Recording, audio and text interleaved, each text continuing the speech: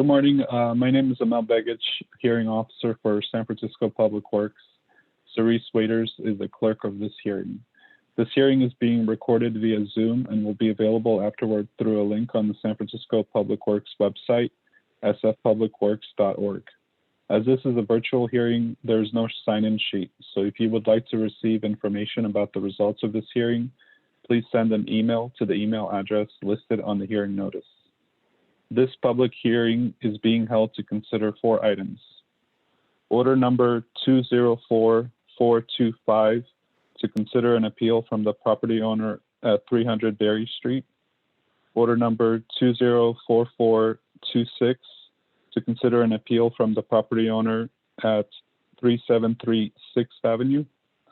Order number 204427 to consider an appeal from the property owner at 5898 Mission Street, and order number 204428 to consider an appeal for the fine issued at 2108 Hayes Street. My job as the hearing officer is to gather the facts for the hearing item, listen to your testimonies, and help our Director of Public Works make determinations. I will not be making any decisions today. Instead, I will forward the findings from this hearing and make my recommendations to the director. The director will make the final determinations. When the director's determinations are made, the department will notify you of them if you have provided contact information. The hearing will proceed as follows for the 4 cases. I will ask Public Works staff to speak first and present the case.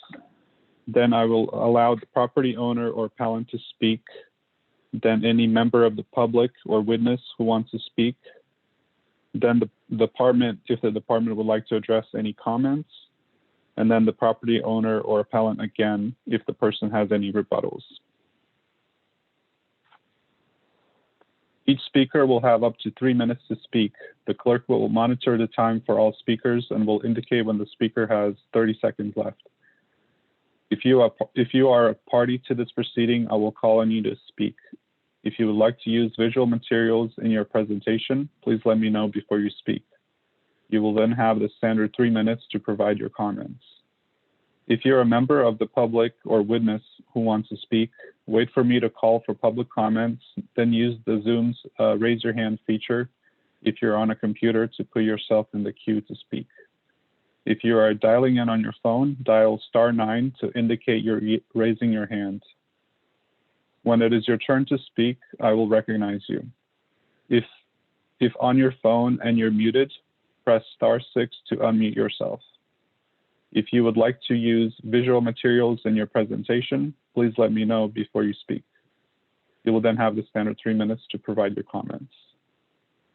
Comments and questions should be addressed to me and not to the department or the applicant. If you cannot finish your comments within the allotted time, you may submit written testimony to me by the end of this hearing. If I feel that a question is warranted, I will ask the question.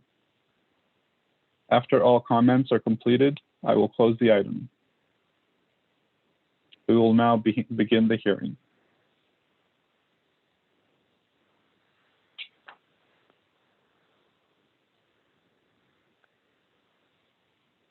Order number 204425.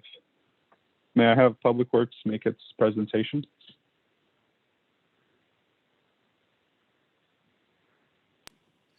Good morning, this is Chris Buck with Public Works, Bureau of Urban Forestry, and I'm going to share the screen and present some information about our urban forestry ordinance. So let me cue this up to the start. From beginning. And just want to confirm that you can see the PowerPoint. Yes, we can see it. Thank you. Great, thank you.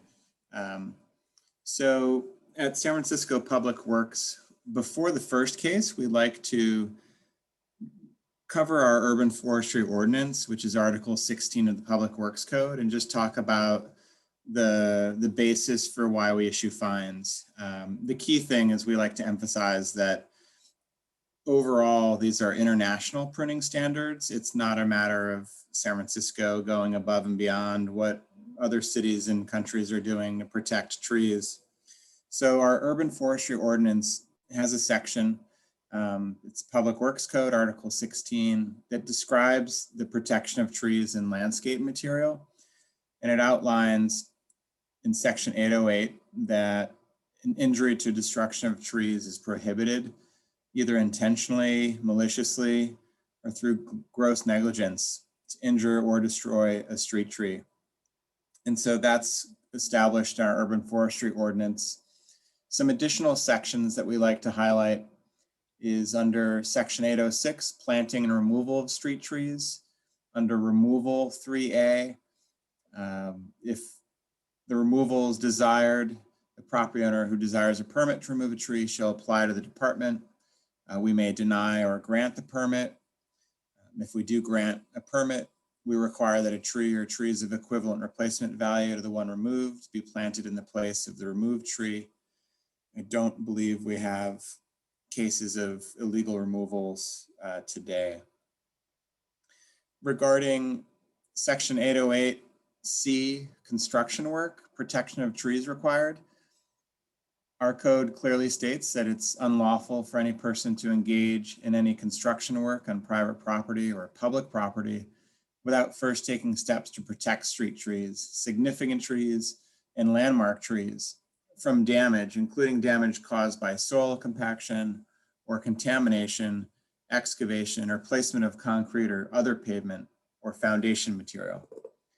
And it states that if excavation, construction, or street work is planned within the drip line, meaning the outer edge of the overall canopy of the tree, of a significant tree, a landmark tree, or a tree on any street or other publicly owned property, said trees shall be adequately protected. If construction work results in injury or damage to such trees, the responsible party or parties may be subject to the penalties set forth in section 811 of this article. Also in our code, we define what it means or can mean to injure, or what it means, what injury, how that's defined. And it's basically everything, anything you can possibly think of that might damage a tree. And that is related to impact, cutting, carving, painting, transplanting, knocking over. And it includes, but not limited to, the following: attaching a rope or wire, nail, advertising poster, or other contrivance to any tree subject to the provisions of this article.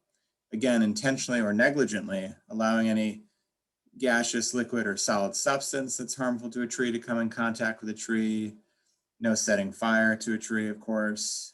Again, intentionally or negligently permitting any fire to burn when such fire or the heat for injure any part of the tree. And then we do emphasize this final part of the line here: pruning which in and of itself will kill or cause a tree to decline, or severing of all or part of a tree. And I just want to clarify, we're not saying that the tree has to die in order to receive a fine. We even state that severing all or part of a tree is also potentially warrants a fine, depending on the nature of the pruning cuts. Regarding industry standards, again, I mentioned earlier, these are international standards. So this is not about San Francisco trying to ban Happy Meals or do anything beyond what other cities and states and towns are doing. So there are established best management practices on how to prune trees. And the key guideline is to really not remove more than 25% of a canopy each year. So we have that stated clearly: do not remove more than 25% of the foliage on a branch or a limb. This will stress the tree and may produce weakly attached branches the following year. Also, do not cut back to a branch that is less than 1/3 or 1/2 the size of the main branch. It's important to selectively remove branches throughout the tree, not just the lowest branches you can reach. Removing the lowest branches when it's unnecessary is sometimes called limbing up. This can cause a tall, spindly tree to form, and it can also reduce trunk flare and girth or width of tree. Lower branches help keep the vigor in the lower portion of the tree, and this is especially important in conifers. So this is an example of what not to do. This is very different from the pruning that takes place near City Hall and Civic Center or along California Street or in the bandshell area of Goldgate Park. This is topping, which is excessive pruning, cutting a tree at a height that's in no relation to the health of the tree. And this is a visual of what excessive pruning or topping looks like. Now, what happens when you top a tree? And there's a lot of misunderstandings from the public about when they cut a tree back, they feel that the tree sprouts back even healthier than before. And actually, it's the opposite. The tree is sprouting back because it's under severe stress. There's stored energy in the bark of the tree and within the root system of the tree. And it uses this stored energy to push out new growth. So topping causes weakly attached, rapid new growth as the tree tries to recover energy-producing leaves as quickly as possible. What's important to note is that these new sprouts are also weakly attached. So topping causes weakly attached, rapid new growth. All the tree's resources were used, in this case, trying to recover the leaf canopy. And in this particular case, the tree actually died because it did not have enough stored energy to produce those new branches. But the new branches that are produced, again, are weakly attached. And so this was a tree that was cut at about 8 feet in height. And the response was 10 new branches all growing from the same single place. And if you look at this structure, it doesn't take a lot of imagination to see that even in mild wind, these branches start breaking off from each other, as well as allowing decay to settle in to the main stem or trunk of the tree. The image on the top left is of a tree topped probably 20 years before that time.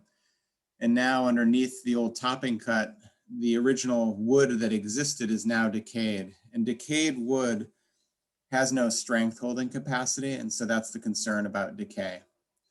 Again, just to try to wrap it up soon, pollarding, as seen on the left, is different from topping, which is on the right. Pollarding on the left is sort of a, it's kind of a unique pruning specialty, and you see it in France, you see it in different areas. But the idea there is you do top a tree once, and then each year you only prune the resulting growth. You don't cut below the old pruning cuts. And what that does over time is it creates these sort of fists of tissue so that there's less decay advancing through the branches. And then another thing to point out is that many power lines overhead are for phone and cable. And if you see on the image on the right with this purple flowering jacaranda tree, if it's just phone and cable, those lines can go right through the canopy. They really are not impacting the tree in any way. The tree is not impacting those lines. But on the image on the left, we do need to be careful of high voltage lines. Now, the good news is that PG&E is the local utility that inspects trees and vegetation around their lines once a year. And they do that by law as required by the PUC. One other thing to point out is that a few years ago, the voters passed a mandate to have the city maintain all of the street trees in San Francisco.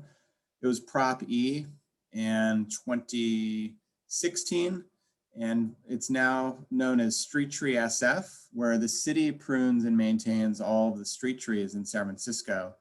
And we have a systematic and strategic approach to how we do that, looking at trees across the city, trees that are the largest and require pruning, that have a higher pruning priority. So we're working through the pruning of these key maps or grids of the city. We've been doing this for over 3 years now. And the goal is to have all the street trees maintained on a regular basis. And so now this is a little bit old, but back when we created this slide a year ago, we were at almost 25% of trees having been pruned by the city. More than 30,000 have been pruned. That's, I'm sure, closer to 50,000 at this point in time. And more than 3,000 at-risk trees have been removed. So we do also evaluate trees and initiate their removal as well. There's more information about our pruning schedule on our website. Sometimes people call 311. And we also try to do more outreach, and we put up signs when we're out on the block pruning trees to let people know what we're doing. And when we also do that, we try to encourage people not to excessively prune their trees. One thing we've been doing the last year or two is we offer a tree care class. And when attended, a reduction in the fine issued for illegal pruning or removal of a street tree can be applied. The class, it's almost like traffic school to get points off your license. It teaches about the benefits of trees and the benefits of proper tree pruning. It reviews Street Tree SF. There is a class fee, but that goes to the Adopt a Tree Fund. But this may help reduce the fine. So with that, I want to thank everyone for their patience in listening through this. We won't repeat this before each of our 5 or so cases this morning, but it was important to cover the basis for why we issue fines. The key takeaway is that pruning trees excessively is damaging the value and benefit of those trees long term. And our division is also the same division that handles and reviews tree removals in San Francisco. And we see it again and again that trees that we're approving for removal typically were topped or excessively pruned, years before. So it's damage that doesn't always show up immediately, but it does really reduce the long-term lifespan of the tree, and that reduces the benefits that trees provide. With that, we're on to the first agenda item, which is order number 204287, 300 Berry Street. We have an appeal from the property owner for the fine issued for illegal pruning of 2 street trees adjacent to 300 Berry Street. The fine levied for the illegal pruning is $4,386. And then administratively, this item was rescheduled from last month's hearing. Here are the subject trees. The genus is Colrataria, and this is in the China Basin neighborhood, not too far around the block from where the Giants play at the ballpark. So there are 2 trees involved. The first tree is in the foreground here. At first, it doesn't look like much damage, but if we look at some of the other photos, you can see where the branches that were removed from the tree were done in a way that actually caused them to tear and rip off of some of the main stems. So it's torn from the tree, not a proper pruning cut, and permission was not granted from Public Works to prune the 2 trees adjacent to the property. The second tree was also excessively pruned. Again, there's a lot of other parts of the tree remaining, but the top part of the tree is the critical part of the tree that's growing. And so to damage a tree in this way is very injurious to the tree's overall health. This again shows how the tree was topped and showing kind of the large gap in the canopy. This is a good image because it shows you what the canopy should look like on the left.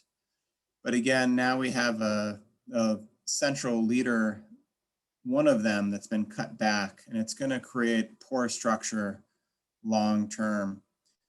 So it's definitely a serious damage to the trees, the way that they were pruned or cut.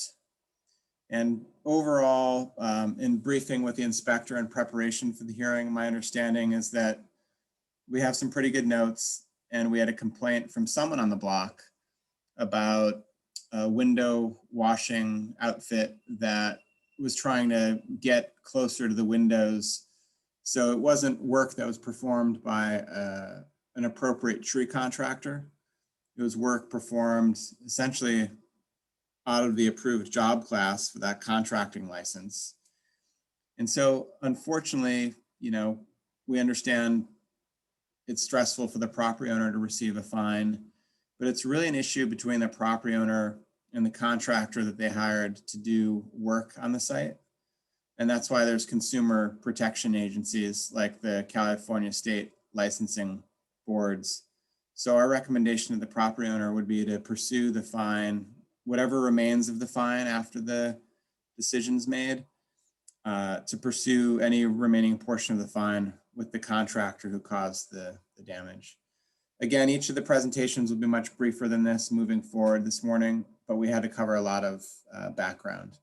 But again, we found that the damage here didn't meet any standard level of care or professional standards, so the fine was issued to be consistent with how we've handled similar cases.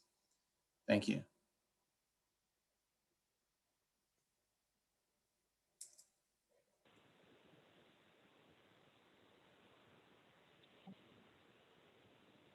Okay, does the property owner or appellant wish to speak?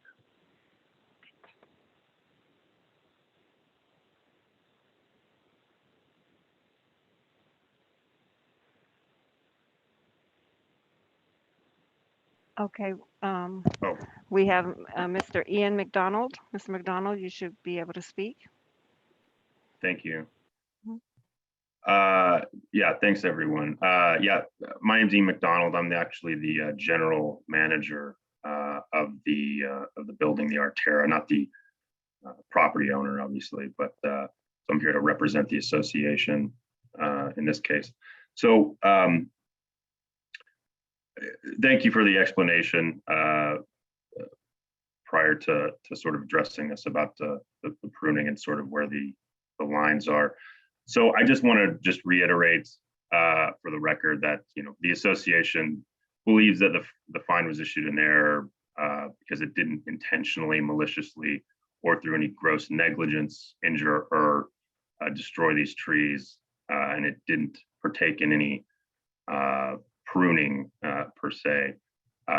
However, it is accurate that a vendor that we hired, S&J Maintenance, for regularly scheduled window cleaning, did apparently, with their equipment, inadvertently come in contact with some of these, a couple of these trees.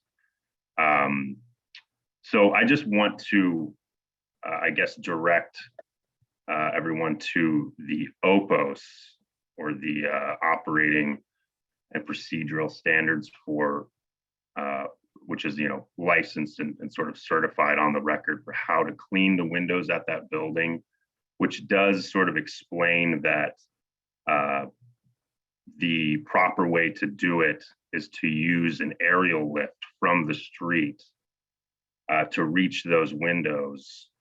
I think the issue is that those trees were, I guess you could say, they were overgrown, or maybe just over time they've reached a certain size to where it's become increasingly difficult to follow the OPOS and the OSHA standards in which to clean those windows. And so I would just sort of ask that the DPW take that into consideration and possibly even offer some advice, some takeaway advice on how to address this problem in the future, since we do clean the windows, you know, at least biannually. So I just want to lay that out there, and also maybe just get some advice as to who specifically is responsible. I understand the city is responsible now for maintaining the trees, but I'm curious as to whether that includes pruning, and if not, who is responsible for pruning those trees, given that there is a master association for the Mission Bay Maintenance Corporation. So I'm just curious on whether they're actually responsible for pruning street trees in that area, or whether the adjacent property owner, in which case would be us, I suppose, is responsible for pruning, or whether the city itself is responsible for pruning, so that we can keep that in mind going forward before we schedule any regular window cleaning. Thank you. Thank you, Mr. McDonald. And now we have Joshua Clip. Go ahead, Mr. Clip. Can you hear me? Yes, we can. Thanks. Just one brief note that there's no requirement of an intent in the code. So it's either whether it was done or not whether it was intended to violate the law. And I think Chris was pretty thorough laying out that what the arboreal standards are here and the guidelines for compliant pruning. And so trimming for logistical needs like window cleaning, it seems like that could be done in compliance with those codes, but that's not what was done here. And if it's done responsibly, it's not illegal. And then the last point I want to make is sort of a larger point, which is that it looks like these trees were planted as required by a code for new development. And the city relies on that requirement to grow its pretty small urban canopy and relies on those development plantings to keep up with the rate of removal, which includes removals for new developments like this one. And it's that particular tree managed to establish. And so now the city has not only lost the benefit of the legal requirement that we rely on to grow our urban canopy, but we're going to lose that tree eventually as well. And my guess is at some point that's going to be a cost to the city to have to remove it. So for all of those reasons, I would respectfully request that the fine be fully assessed. Thank you. Thank you, Mr. Clip. I do not see any other hands raised at this time. Thank you. I will allow any member of the public or witness who wants to speak at this time.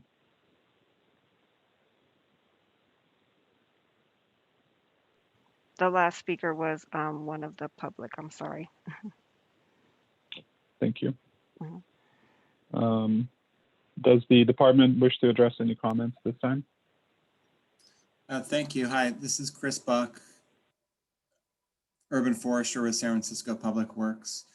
I appreciate the comment from member of the public, Mr. Clip, and Mr. McDonald had some good questions about the maintenance responsibility. So for sure, there are two layers of maintenance here. There is a Mission Bay, a group that does have an agreement to maintain street trees in Mission Bay. So we do work with them. So yeah, in this particular case, Public Works also legally has responsibility for the trees, but when there is an established HOA with an agreement, that would be the responsible party to be doing the routine maintenance.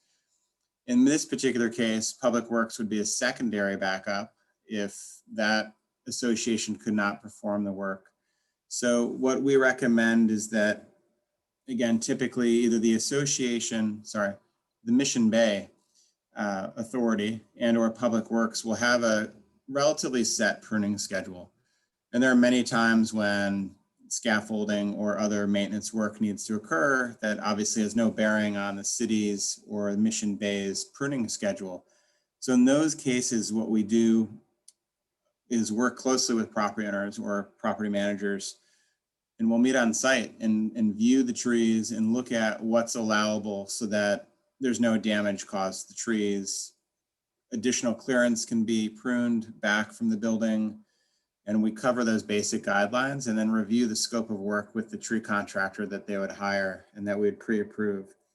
So we do have this type of thing come up all the time across the city, and we just absolutely encourage a better relationship with Mr. McDonald and the building management so that we can make sure that if there is a scheduled window cleaning, that it can be done while maintaining the integrity of the trees without damaging them.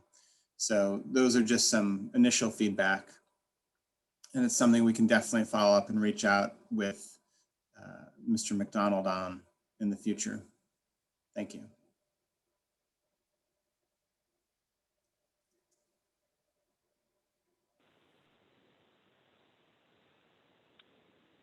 Does the appellant or applicant have any rebuttals?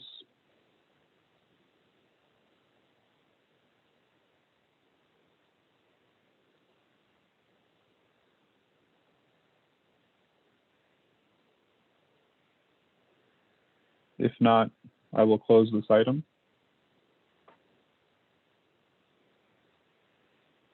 This item is closed.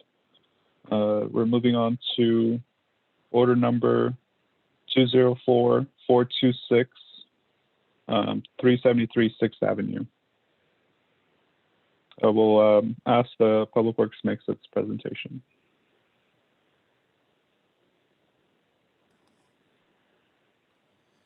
Thank you. This is Chris Buck again with the Bureau of Urban Forestry, and I just want to check if you can see my PowerPoint. It's up there. Great. Yes, Thank we you. can. Okay, thank you. Let me get it to advance. Hold on a moment. There we go. Pardon me. So again, Bureau of Urban Forestry here, related to order 204426. This is an issue adjacent to 373 6th Avenue, and it's to consider the appeal from the property owner for the fine issued for illegal pruning of 2 street trees adjacent to 373 6th Avenue. The fine levied by our staff for the illegal pruning is $4,244. This is an image that we got from Google Street View, and this shows the 2 subject trees prior to pruning. The trees are purple leaf plum trees. They flower usually right around the Super Bowl, so late January, early February. They have kind of a pale pink flower. So it's one of our first trees to flower, into winter. So it's one of our early signs of spring in San Francisco.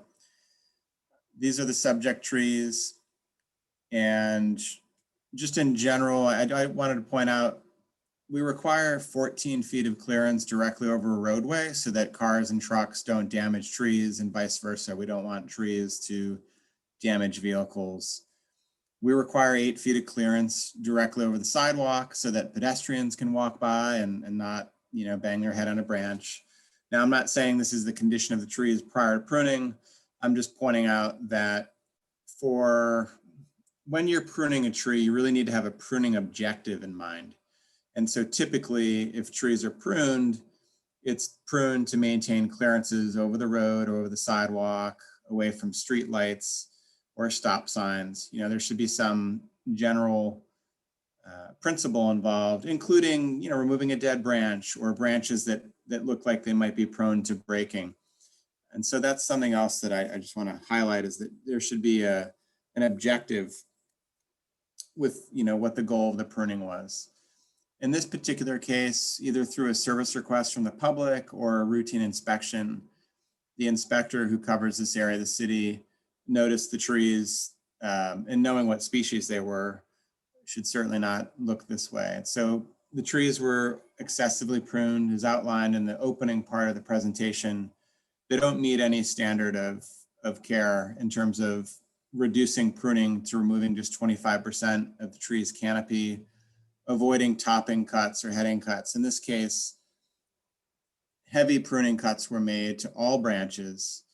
And in addition, even though the stub cuts that you see here, the kind of indiscriminate pruning, not back to a lateral branch or back to a upright leader that can assume the role of that branch, but when a branch is cut and it's also allowed to tear down the secondary, the portion that remains, just shows that it's not someone who is a professional or understands really what they're doing, because it just shows that someone's cutting, and as they start cutting through the branch, it starts peeling down the rest of the trunk. So the injury is here.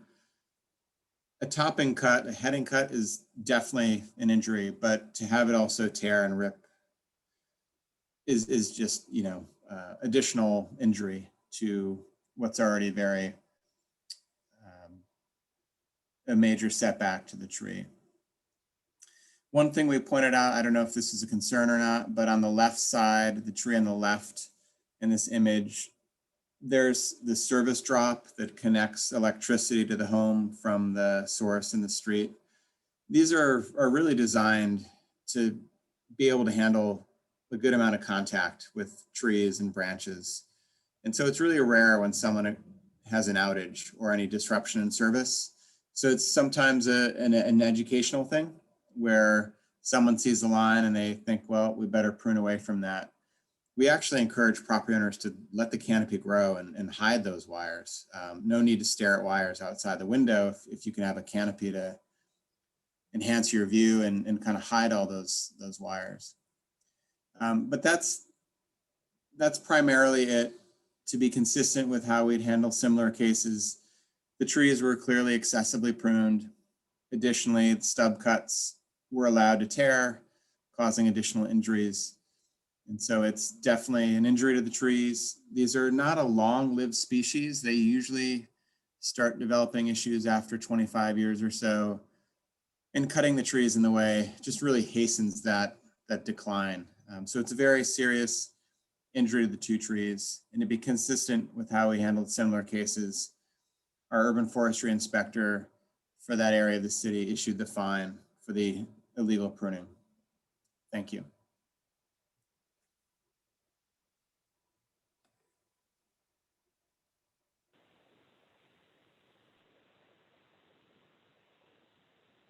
Does the property owner or appellant wish to speak?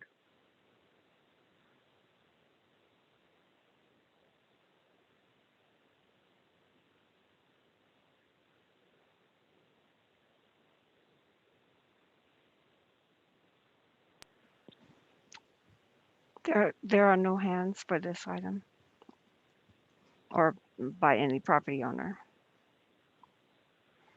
Okay. Does any member of the public or witness want to speak at this time?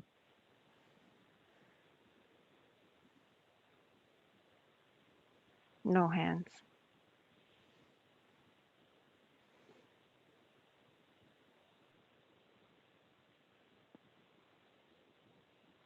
If there are no more comments for this item, I will now close this item and will make my recommendations to the director.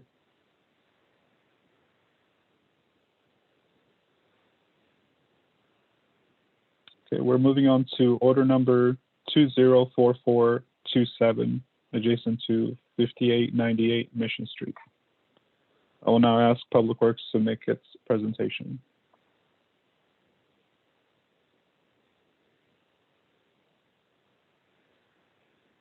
Sorry, Chris, you're muted.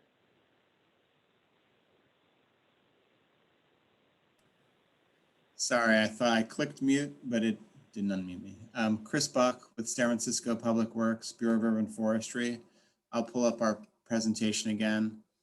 And Cerise, can you see the PowerPoint again? Yes, we can. Great, thank you. So it'll just take a moment for me to cue it. But again, Chris Buck with the Bureau of Urban Forestry, representing staff who issued the fine, and it'll move along in just a moment here. There we go. So in this particular case, our urban forestry inspector issued a fine for the illegal pruning of 2 significant trees on private property along the Sickles frontage of 5898 Mission Street. The fine levied for the illegal pruning of both trees is $4,386. And what I'll do is show some general establishing images of the site. It's a site that has a gas station, and my understanding is either it was a brand new gas station and or maybe a renewed license for a gas station. And I'll show some additional information on this item towards the end of the presentation. The subject trees are going to be here in the center of the image. There's vegetation and small trees. The telephone pole on the right, the 2 subject trees are to the right of this telephone pole. And here's an image of those, again, captured on Google Street View a few years ago. And I just kind of want to walk you through what we found is that both of the trees that are subject of the appeal, the fine, are Brisbane box trees. The Latin is Leuphostemon confertus. And these, as you can see, these 2 trees, they have trunks that are beginning to establish. And then about 10 feet up, you can see where the main trunks were severed on both trees. This is tree number 2 is on the left, tree number 1 is on the right. But you can see through tree 1 where, even though there's some lower branches remaining, the main stems of the tree have been topped or essentially cut back at random locations, creating stubs to the main trunks. We have more images of the trees. Now, I mentioned a word I just want to speak more about. We refer to these as significant trees. And what that means is that in 2006, our ordinance was expanded or amended to not just provide protection to street trees in the public right-of-way, but also trees that are of a certain size but are located within 10 feet of a public right-of-way, with the idea that these trees also benefit the enjoyment of the overall public realm and also provide great environmental, social, economic benefits, environmental benefits to the public. So there's 3 size criteria and only one of the size criteria is required to be met to qualify as a significant tree. So our inspector has confirmed that these 2 trees have a cumulative measurement diameter that's 12 inches and greater. And so the 2 trees are on private property, but within 1 foot of the public right-of-way, easily within 10 feet. And so they qualify as significant trees. Now, what that means is pretty straightforward. It just means that they have the same protections as if they were street trees. And so again, kind of going through the site history, the 2 subject trees are to the right of the telephone pole in the center of the image. You can see here from this image from 2013, 8 years ago, that a lot of the vegetation is filling in and it's doing its job, right? Like there's palm trees and vegetation to the side of the building behind the fence on the far left. And all of this vegetation is screening the building and electrical above ground generator, number of other infrastructure items related to the business. So the trees are, and the landscaping is doing its job. You can see here there's low vegetation, and then the trees will become the taller, higher vegetation. There's no power line issue anywhere near these trees. Again, the 2 subject trees are on the far right. Now, so in addition to the pruning guidelines and requirements for street trees and significant trees in San Francisco, I do want to mention that our urban forestry inspector, I think it was a member of the public who brought this site to our attention, but that member of the public brought to our attention that when this project got approvals, that the planning department was involved. And so I want to make sure our inspector is reaching out to the planning department to make sure that they're also reviewing the damage to the trees, because as part of conditions of approval for this building permit, they talk about trees and vegetation in items 4 and 7. Again, this is another jurisdiction, but at item 4, it says the project site and the improvements and landscaping thereon shall be maintained in a neat and attractive manner. Item 7 says the final landscaping plan for the project shall be submitted and approved by the planning department. So in preparation for the hearing this week, this came to my attention, and I think it would be our due diligence on our part to reach out to planning and let them know that we've issued a violation for the excessive pruning and get this back on the radar of planning so that we can make sure that we have the full attention of the property owner. So I just wanted to point that out. Again, another image of the damage. And again, these are 2 trees that need to grow tall and benefit the overall environment. And they're now considered significant trees and protected under the urban forestry ordinance, separate from whatever planning requirements were for the project. I also do want to state that it's been a little challenging to communicate with a property owner. When we issued the fine, we did receive a detailed letter from the property owner or property manager, and they had a detailed letter, which we'll forward to the hearing officer as part of the file, that outlined their concerns. And just to kind of reiterate what their concerns were, they cited some issues with activities, during COVID, various concerns about illegal dumping in the area, other issues with people vandalizing trees. And so in their appeal letter, they'd stated, and it was unclear to me the order of events, but something about a damaged branch and deciding to cut the others to keep the tree is safe. So there's clearly an educational component here that we need to try to get across, is not just issue the fine, but also explain that these trees need to grow vertically. They need to grow up, not be cut at 8 or 10 feet high, because that's just going to produce lower growth. So if they're concerned about visibility and cleanliness of the site, we need to let those trees grow up, guide them up, and let the low ground cover serve as the lower landscaping. And so I think what we need to do is reach out to the zoning administrator for planning and get them involved with this site and make sure that they're meeting the requirements of their original approvals.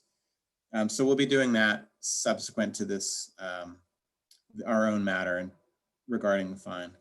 But that's a little bit of background. Again, we don't have a phone number or email for the property owner.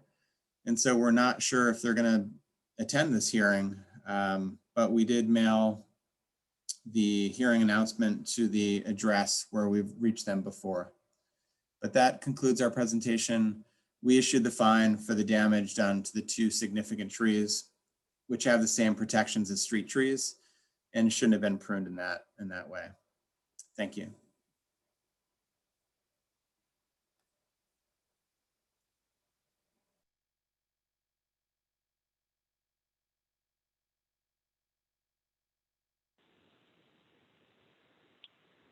Does the property owner or appellant wish to speak?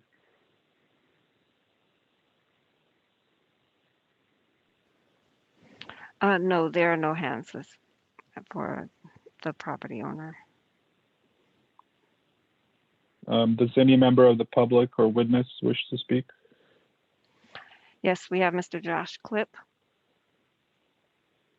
Go ahead, Mr. Clip. Yeah, all I want to say is I just want to thank Chris for reaching out to the planning and doing more in coordination with that. That's been an issue that's come up in so many different ways. And I think the more coordination that there can be between the Bureau of Urban Forestry and Planning Department, the better our city will be for its tree canopy. Thank you.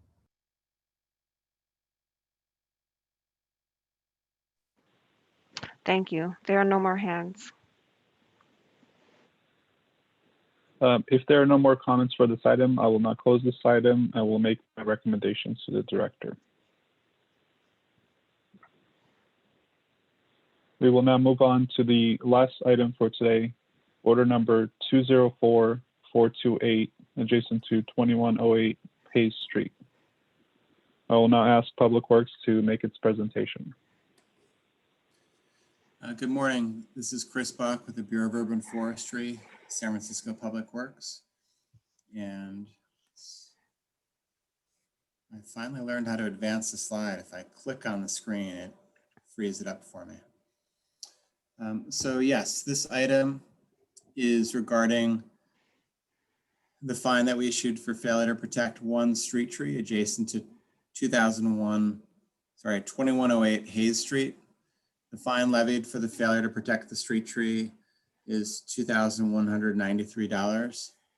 And I have some notes from our urban forestry inspector who was handling the case. These are the 2 subject trees. We received some complaints about the work taking place here in 2020. And we did issue a warning letter to E.F. Gomez, a concrete general contractor, in July of 2020. One of the other issues that we still need to follow up on is that the project and/or someone associated with it paved a tree basin and installed a vault in another permanent planting location. So in preparation for the hearing myself, I'm kind of learning this information for myself as the first time as the manager. If there's an existing basin and someone seeks to pave it over, it typically would require a tree removal permit because they're essentially removing a planting site. And so one of the things I'll be doing subsequent to this hearing is looking into this information that I've just become aware of about a paved existing basin. That to me would be, they would need to tender a tree removal permit application, essentially removing a planting site acts as a tree removal. So that's a separate note that we'll be following up on. And these are some of the images. Sorry, I should explain what we're looking at here. Excavation occurring within the right of way. It happens quite a bit, but we also need contractors to be very careful when doing any excavation near street trees. And to, look, many companies are doing wonderful work out there in the public right of way, avoiding tree roots, protecting trees in place. But when we say protect trees, we want to see physical barriers put in place, typically 4 corners of the basin with 2x4s or other heavy metal material, to show the public and folks working on the project that efforts are being made to protect these trees. And that might be the general contractor or a subcontractor, but it sends a message to the public that despite all the activity going on, swirling around on the block, that there's thought and visibility given to those street trees so the public can feel assured that both whatever improvements are occurring are not coming at the cost of damaging existing street trees. And so in this image, we see plywood placed right up against the base of the trees and no visible protections. You can also see, it's hard to see, but there's a wood horizontal piece here that's bent across the trunk and connects to this orange divider. Again, we shouldn't have anything contacting trunks during construction. We also found the site here, and this is when we decided to issue the fine. We had issued a warning to protect both trees, but when our inspector observed that there still were no protections in place, even though a warning had been issued, she issued the fine. And I do want to clerically, it should have been a fine for 1 tree, not 2 trees. So the original fine letter was for 2 trees, but the intent here was to issue the fine for the 1 tree here in the foreground. We have a lack of physical protection in place, but we also have a large amount of soil placed against the tree. And sometimes when people need to remove that soil, they're going to be using equipment, shovels, larger equipment that's going to damage the bark of the tree. So we'd never want to see soil mounded up against a tree's trunk or within the tree basin area. There's excavation occurring. It's unknown if injuries occurred to the roots during the excavation as well. I did go through the inspector's notes, so it's good just to kind of bring that up here. Again, our inspector issued a written warning to the contractor, E.F. Gomez, in July 2020. We didn't receive a response to that. Protection wasn't installed, and the new photos from December 2020 show an ongoing failure to protect, and that's when we issued the fine for the tree that had the excavation soil placed against its trunk. There was a mistake. The fine was issued for 2 cherry trees. It should have been for 1. Our inspector did look at the requirements to see if she could add the issue about reopening the basins to the building permit application. The building permit application was already closed. The vault installation has removed permanent planting location. So we're looking into whether an in lieu fee and or tree removal process still needs to occur for that. Our inspector did add a line item to the permit in hopes of shoring up the fine. The fine was appealed in March of this year. And then Madeline does apologize. She made the mistake, should have only issued a fine for 1 tree, not 2. So that's something that exists in the original fine letter, but we did clarify that for this morning's hearing, that it's about failure to protect 1 street tree. And that was the final image there. But to be consistent with how we've handled similar cases, we issued the fine for failure to protect 1 street tree. Thank you.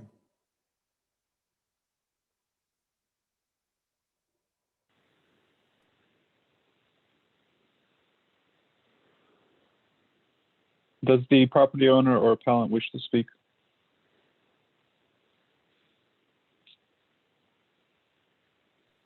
Yes, we have Dorian Bodner.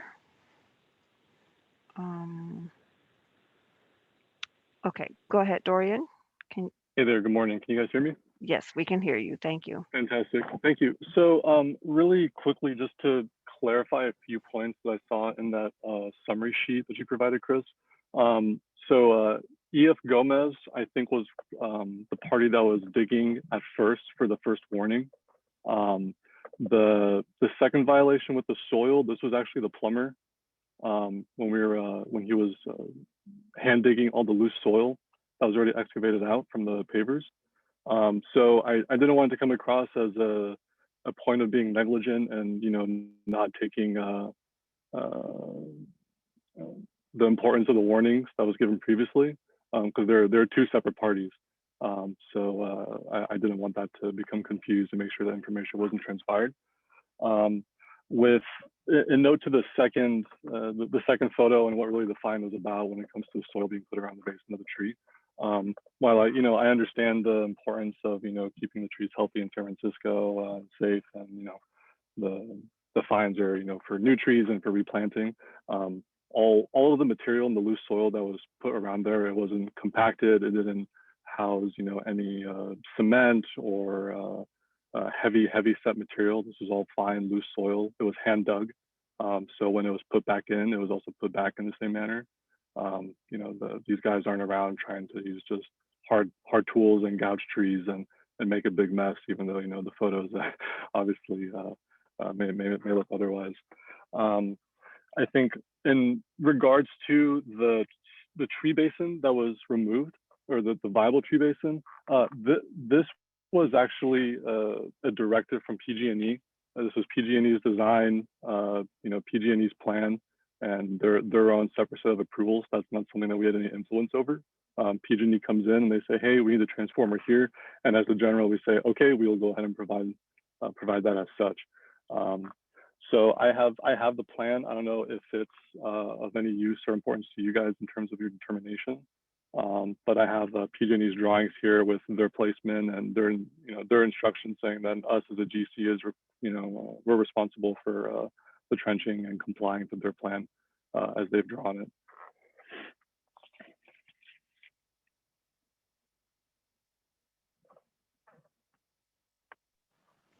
Okay, thank you, Mr. Brodner. Thank you. There are no other. Mr. Clip would like to speak. Go ahead, Mr. Clip. Thanks. Yeah, it's really perplexing, the issue of the vault taking away a permanent tree planting basin.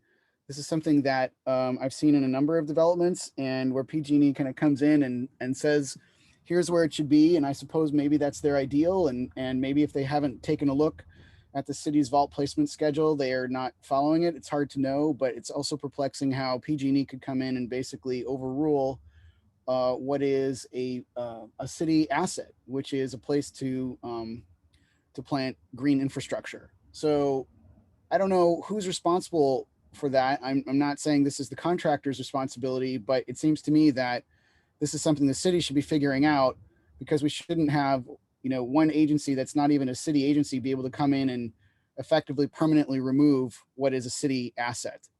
So I don't know if that's planning or how that needs to be worked out, but obviously it needs to be worked out. And also I would point out that in many instances, there are other locations for vaults.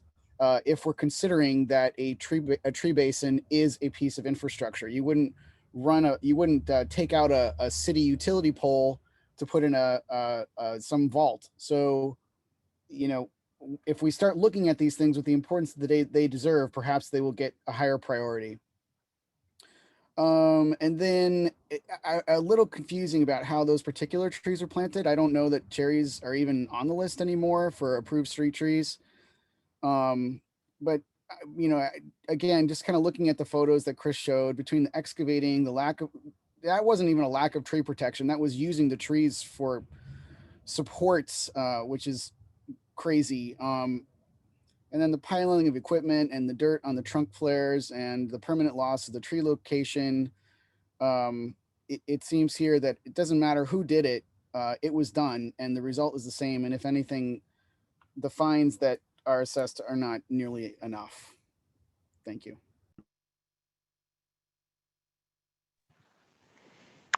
Thank you, Mr. Clip. There are no more hands at this time.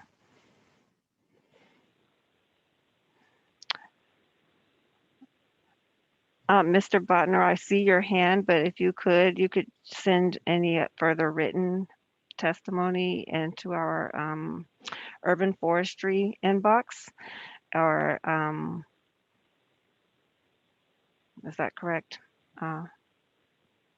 You can send it to, let me see, I will type it in the chat for you.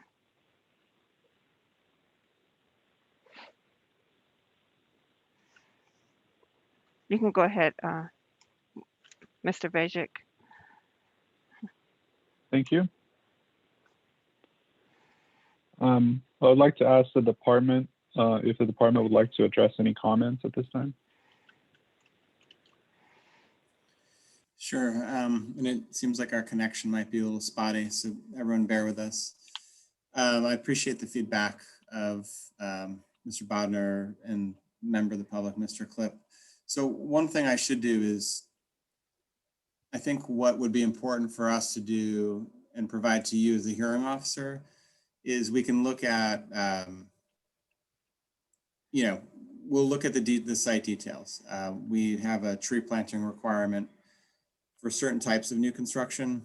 And I think those cherry trees were existing trees for sure already, well before what triggered some of this work on site. And so it's possible that we may have already assessed an in lieu fee, but I was just kind of reading directly from notes that I saw in preparation for the hearing. So I do want to let both, you know, everyone know that we will take a close look at that, and perhaps we can, I think we should make a note for you as the hearing officer to really include a little bit of a debrief about that information in the decision, just kind of hearing back from our staff, the status of that and whether we assessed an in lieu fee, just because I don't want to bring it up and then leave it open-ended. So I think that would be important. And I also heard what the property owner said about, you know, there being a couple of different situations here, contractors. That can be challenging for us because we're not necessarily going to know that. I understand if the warning went to EF Gomez, that may not have reached the property owner. Ideally it would have, but you know, I appreciate the feedback that everyone's provided today. And again, I think it would be helpful for us to just check a few details, and perhaps we could include those and something for you to consider as part of a recommendation. Thank you.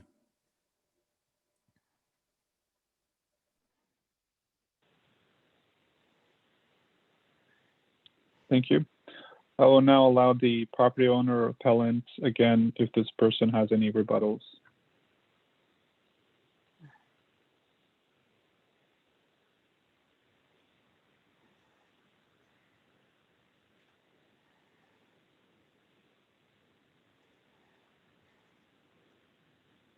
If there are no more comments for this item, I will not close this item. I will make my recommendations to the director.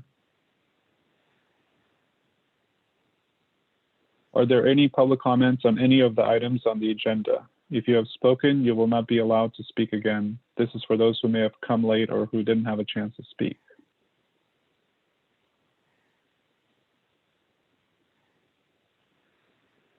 There are no hands at this time, no.